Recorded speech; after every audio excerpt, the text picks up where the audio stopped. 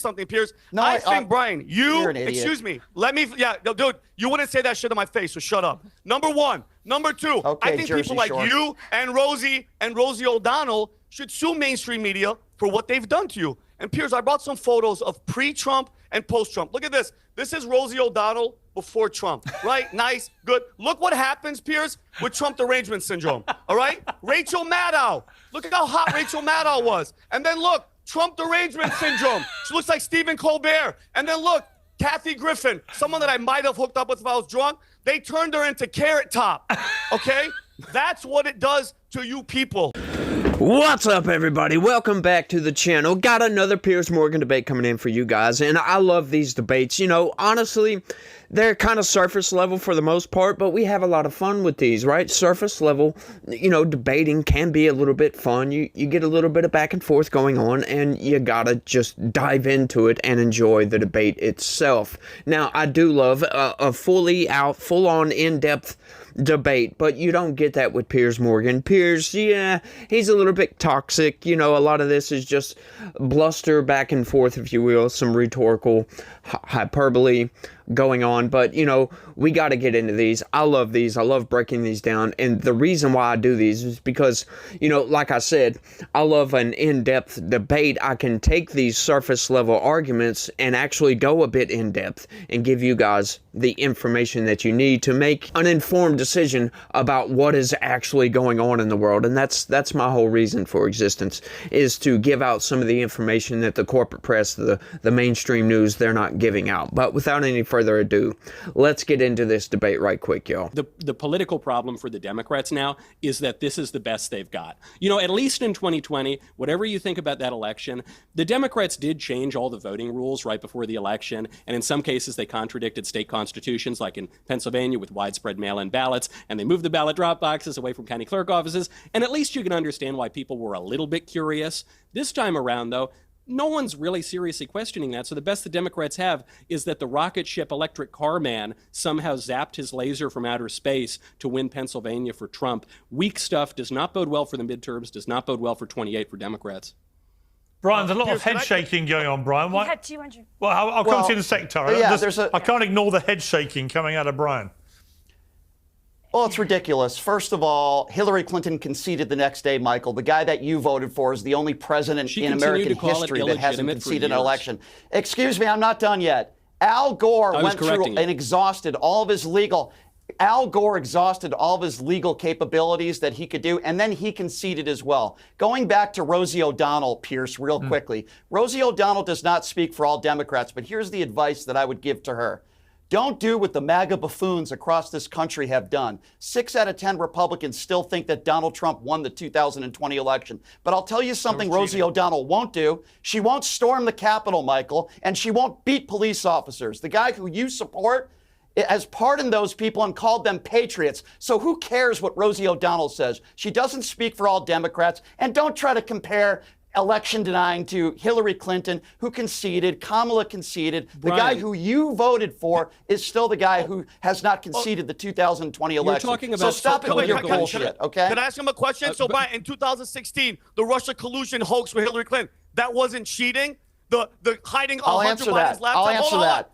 None of that is cheating. But wait, let me finish. You, just like Rosie O'Donnell, have Trump derangement syndrome, and I want to show you something, Piers. No, I think, Brian, you're an idiot. excuse me, let me, yeah, no, dude, you wouldn't say that shit to my face, so shut up. Number one. Number two, okay, I think Jersey people like Shore. you and Rosie O'Donnell should sue mainstream media for what they've done to you. And Piers, I brought some photos of pre-Trump and post-Trump. Look at this. This is Rosie O'Donnell before Trump, right? Nice, good. Look what happens, Piers, with Trump derangement syndrome, all right? Rachel Maddow. Look at how hot Rachel Maddow was. And then look, Trump derangement syndrome. She looks like Stephen Colbert. And then look, Kathy Griffin, someone that I might have hooked up with if I was drunk. They turned her into Carrot Top, okay? That's what it does to you people, okay? You guys have lost your freaking mind. Oh, excuse me, I'm not finished. And Piers, in that interview, she's like, I can't believe they're, you know, sexual assault, because when Conor McGregor came there, she supported Bill Clinton. How many sexual assault rape allegations Biden the same thing. Biden sniffing kids live on camera all the time. His freaking daughter writes in her diary that her father showered with her at inappropriate ages. She left to freaking Ireland. Do you know what's happening in Ireland, Rosie? Freedom of speech, migration, all the freaking rise in crime. It's unbelievable. And here's my thing, Piers. There's people waiting in line and fighting and dying to come to this country. She wants to leave. To hell with her. Let her give up her spot for somebody else. I have family members that are waiting to come here, Piers. Let them come in and to hell with her. Now, I added that last little bit in there just for entertainment value, I guess, from the valutainment correspondent right there. I just gotta love that. But kind of going in on this, you know, Democrats, they get pissed off. And I always say this, there's a fine line between, you know, double standard, hypocrisy, if you will, and whataboutism, right? There's a fine line between that. And, you know, they're trying to brush this off as whataboutism. You know, Hillary Clinton, sure, she denied it, but it wasn't to the extent that Donald Trump did, right? But however, Donald Trump has never done the extent that Hillary Clinton done in 2016 to sabotage his campaign. That was never done. So that's not whataboutism, my guy, because you can't compare those two. And then he goes on to discuss January 6th and all this. Yeah, sure, January 6th was bad. And, oh, Democrats never done anything like that. Well, yeah, sure. No, they just randomly and all the time, as a matter of fact, go and riot all over here. We had the Summer of Love. We've got what's going on with Tesla right now. Oh, no, the left. They're just angels, aren't they? Yeah, the blatant hypocrisy is on display with these people, and it's constant. And, you know, I can't stand most of these ridiculous arguments coming from the left. Like, the right gives them too, but not nearly to the extent, because they can always be countered with facts. They can always be countered with logic. The right, conservatives, they just don't get out there and protest and riot and vandalize to nearly the extent that the left does. And the left, they have no arguments for this. They like to bring up all these SA charges, if you will, against Donald Trump, which is utter nonsense, right? They can't be proven. None of these can be proven. Oh, you might want to say, oh, well, Trump's liable for SA, blah, blah, blah, blah, blah, blah, blah. Yeah, that's vastly different than being guilty of said assault, right? It makes absolutely no sense. The E. Jean Carroll case, as a matter of fact, makes no sense whatsoever. But I love that takedown. Trump derangement syndrome is real, but these people, they try to refuse the existence of Trump derangement syndrome. Oh, it doesn't exist. We're not deranged with Trump. We're just pointing out bad stuff. No, you're deranged with Donald Trump. That's it. Game over. Goodbye. Get your facts straight. Get your brain right. And then come back to me with some sort of good argument. But until then, let's keep going. We have got to the stage now, more than I think ever before, and it's fueled by social media being so tribal. We have got to a stage where people basically react to news stories about their people depending on their political colors. Right? If you're a Republican, you know, if you're a MAGA Republican, you are never going to accept that any of the women-related charges against Trump have any merit whatsoever, but you're going to revel in the stuff involving Clinton. And conversely, if you're on the left, you're never going to accept anything's wrong with St. Bill, but it's all going to pour all over Trump, who's the most perverted president in history. That's where we've got to. And actually to the detriment, I think, of American political discourse. I mean, I call out everybody. I'm quite happy to say I think it was all wrong. Okay, so you know, I just don't think it shouldn't be that hard.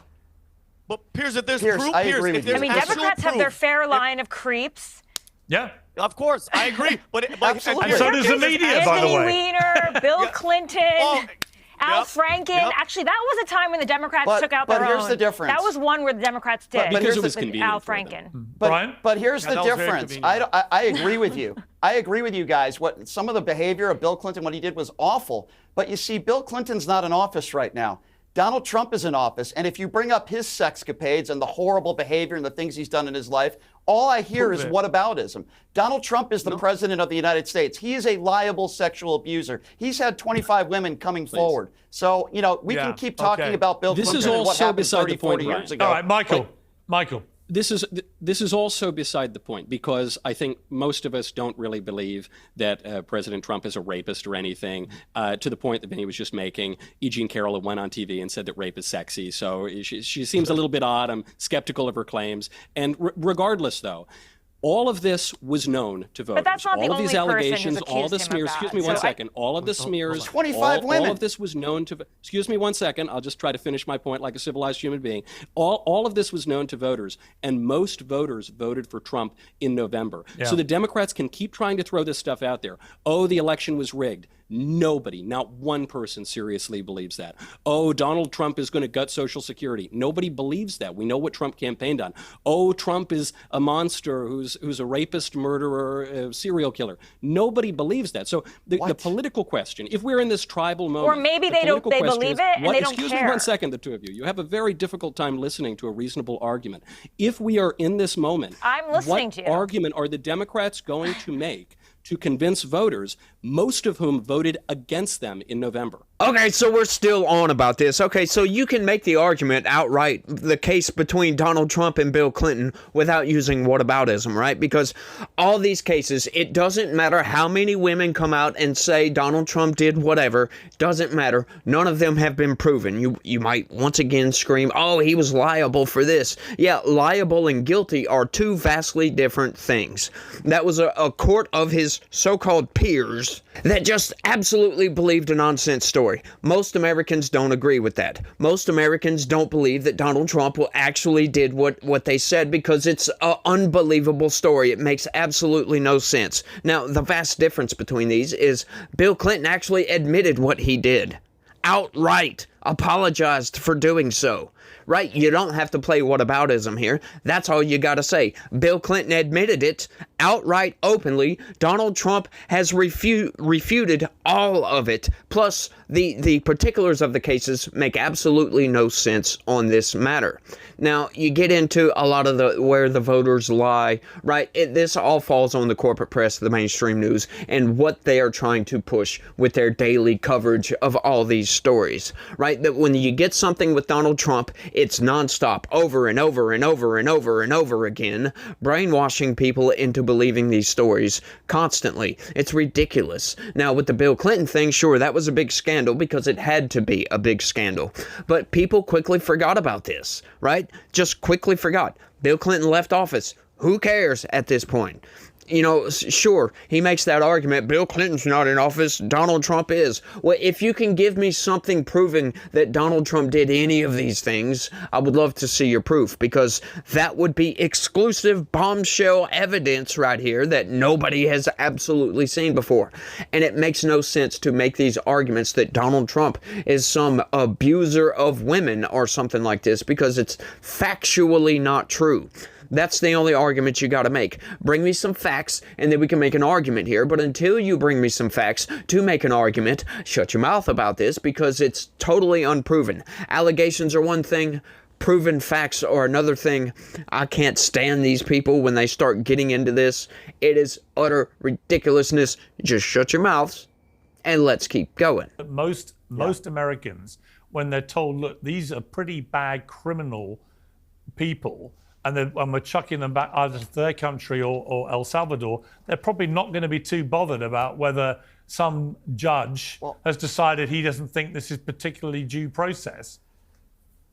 Well, a couple things here, Piers. First of all, they haven't shown direct evidence that these are all gang members. We've heard about tattoos, and we've also heard stories from family members that some of these people have no criminal records, and that one tattoo was a soccer ball, or he was a fan of a soccer team. Everyone is entitled to due process. I want bad people out of this country if they are gang members, just as much as anybody else on this panel. But the fact of the matter is that everybody deserves due process. And every single time a judge rules against Donald Trump is always the guy that attacks the judge personally, attacks the judge's family, for example. And I don't care how much money this judge's wife has donated to a particular party. That is academic to what we are talking about here. Donald Trump does not respect the rule of law. And this judge ruled on this and made an order on this when one of those planes was still grounded. They attack every judge they disagree with personally, and then when a judge rules in their favor, they're brilliant, they're great. He says the same thing about a judge that rules in his favor as he says about Vladimir Putin. Brilliant, smart guy. I mean, I'm just getting sick and tired of this. Brian, do you remember when the Dobbs decision was leaked, quite contrary to court tradition, and Chuck Schumer, the Democrat leader in the Senate, walked up to the Supreme Court and said, "Watch out, Justice Kavanaugh, watch out, Justice Gorsuch, you have unleashed the whirlwind." And then a leftist came from California to Washington, D.C. to try to murder Justice Kavanaugh. Could you please spare me the crocodile tears over attacks on judges?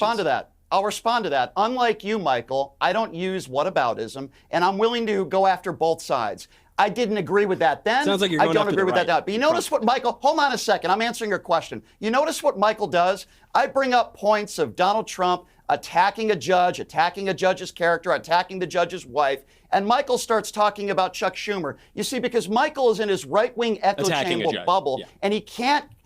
Well, why don't you criticize Trump for going after a judge's family then? Why do you have to bring up a Democrat and Chuck Schumer? I agree with you. Oh, I'm happy to answer. That was wrong also. Okay, so that seems to be the absolute theme of this entire thing is whataboutism. And they're both playing whataboutism games here. But let's look into the particulars of this. Okay, so these judges rule outside of their authority, in my opinion, but that's just an opinion. But you could also look at the statutes that Donald Trump is invoking to carry out his constitutional duties to get rid of these people, and these judges are coming in and trying to stop him.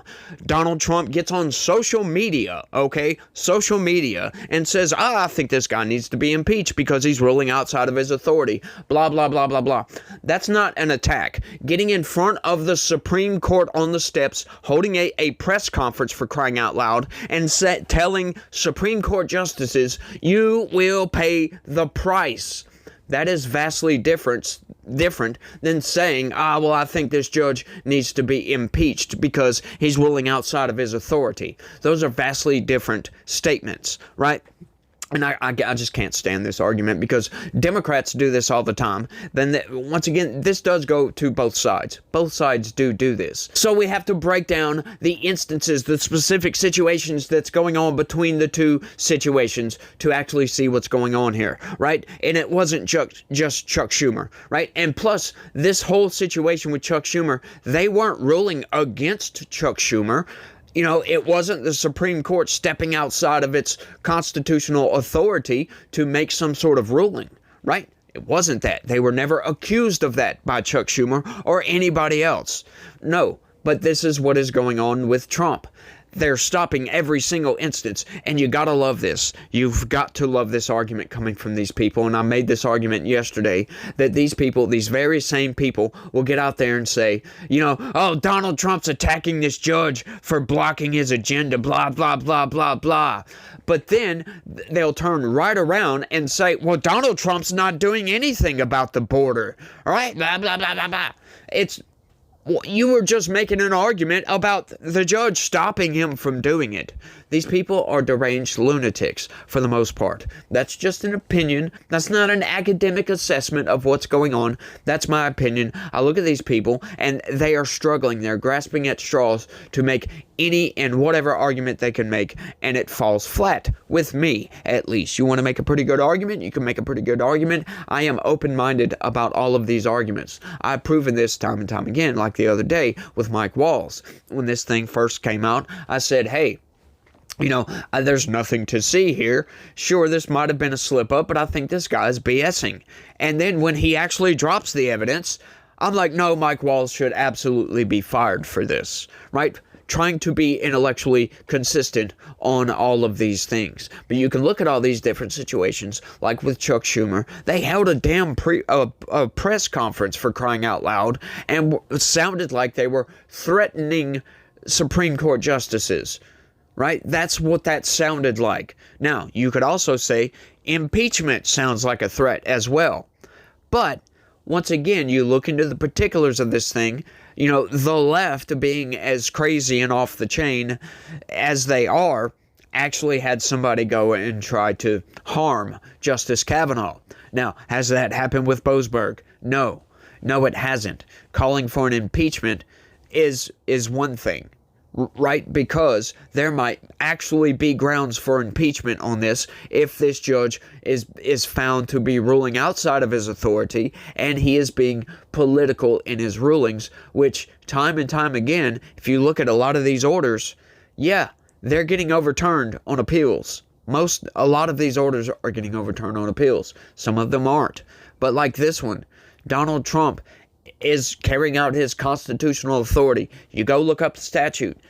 I don't see any problems whatsoever with deporting terrorists, right? But we're going to get into this, so I'm going to save those arguments here in a little bit. Let's keep going for now. Are you comfortable with the definition of America being at war in that scenario? Because that seems to me to be the crux of the debate about using that particular act to do this, because it's supposed to be when America's in wartime, and that's the argument. It's like, look, obviously there's been a huge influx of people coming in illegally over the border, but is that the same as America being at war?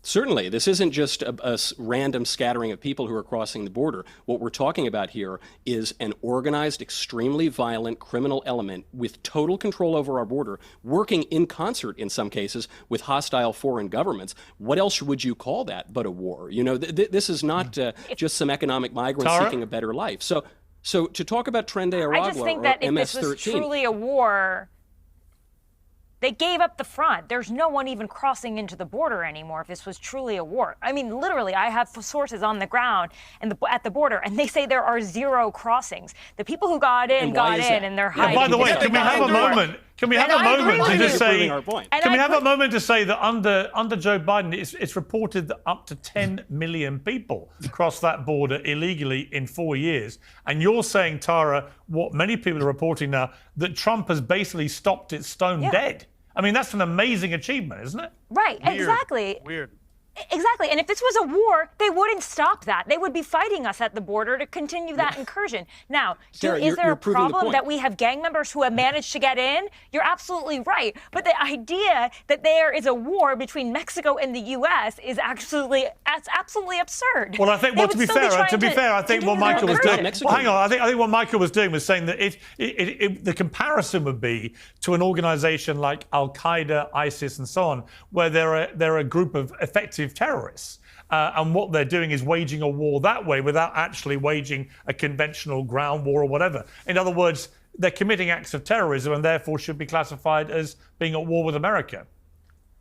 Precisely. That's why we have a category for foreign terrorist organizations. And that's why President Trump invoked the Alien Enemies Act. Tara, does that convince you? I'm not entirely convinced. Like, I just haven't seen enough of that. I haven't seen like the levels of violence to suggest a war. Okay, I've got to say, I think some of these illegal migrants that have come over have committed horrific acts, including terrorism. So, the cartels that control the border. Yeah, I'm not completely wedded to Michael's argument, but I do understand it, and I do see why the Trump administration is trying to use that act. It's it's how you categorize it.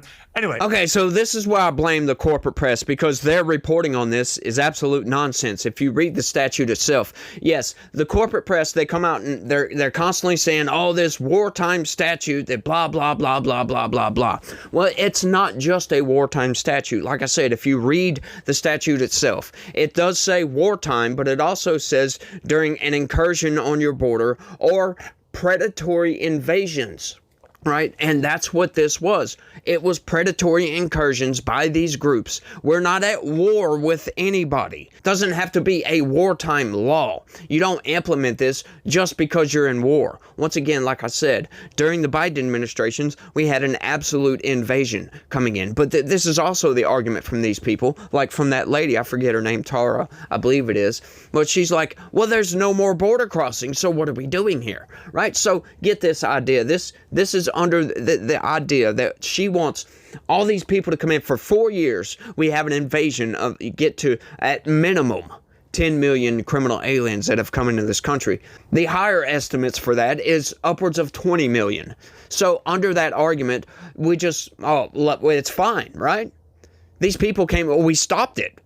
We stopped them from coming across the border. Well, hang on. We have 10 to 20 million criminal aliens in this country. We need to deport these people. Plus, we have this terrorist organization, and I can absolutely say that now because they have been labeled a terrorist organization operating within the United States, Tren de Aragua, right? And we need to get these people out of here. So he needs to invoke an emergency act to have the authority to be able to deport these people swiftly, expeditiously, if you will. to get these people out. We don't have to be at war with anybody for him to invoke this act to eliminate a threat to national security. That's something I can't stand about the corporate press, because they're constantly saying this wartime law, from this old wartime law, as if it's some out-of-date part of the Constitution that we no longer use. Well, you know what?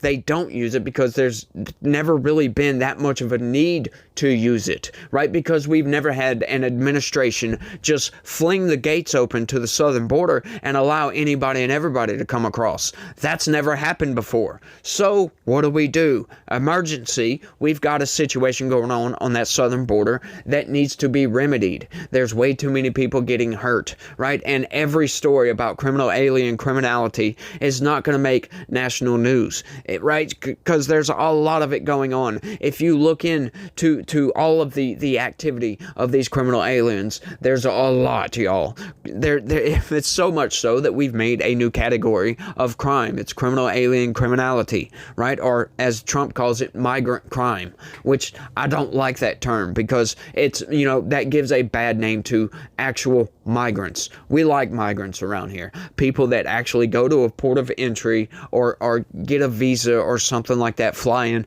However, you come in through legal means. We want that. We need that. We need to expand that a little bit, in my opinion. But invoking the Alien Enemies Act is a very good thing, considering the past 4 years. And what Donald Trump is doing, they are railing against. Absolutely railing against. They're getting sued, right? Get this idea that, the federal government is going to do a job and then get sued by an outside group for doing its constitutional duties. That is what they were they were set up for. That is part of the reason we have a federal government, is to keep the citizens of this great nation safe. And get this, outside groups, non-governmental bodies are suing the government to stop it from doing its job. How much sense does that make, you guys? Right? Like, it harkens back to the Biden administration, right? Texas makes a law that will help federal authorities capture and deport criminal aliens, right? It gives its local PD, state troopers, sheriff's departments the ability to where if they come across a criminal alien, they can absolutely detain them and turn them over to ICE for deportation. The Biden administration sued the state of Texas to stop them from doing so. That is absurd on its face, right? And I talked about this when it came out, and I mention it every once in a while just because it is so absurd, right? So now the Biden administration is taking up time and resources from the DOJ to fight this lawsuit, right? Costing Americans taxpayer dollars. That's crazy, to stop Texas, right? So Texans are getting double dipped on this, because now that the Biden administration, in their infinite wisdom, has decided we're going to sue Texas to stop them from enforcing federal laws, or assisting the federal government from enforcing its own laws, because they didn't want to enforce those laws. So, once again, taking up time and resources, taxpayer dollars. Now Texans are getting double dipped, because now Texas has to take their attorney general, their Department of Justice, and actually fight that lawsuit in federal court, right? So Texans are getting double dipped. They're having to take time and resources out of conducting their normal duties, investigating and prosecuting criminals, for crying out loud, to fight this ridiculous lawsuit that the state of Texas wants to help the federal government, and the federal government's suing them to stop them from helping them. It's utter ridiculousness. That's why I can't stand these arguments from these people, because they don't get in beneath the surface level. They take the corporate press narrative. Oh, well, we're not at war. Maybe we shouldn't be doing this. Huh?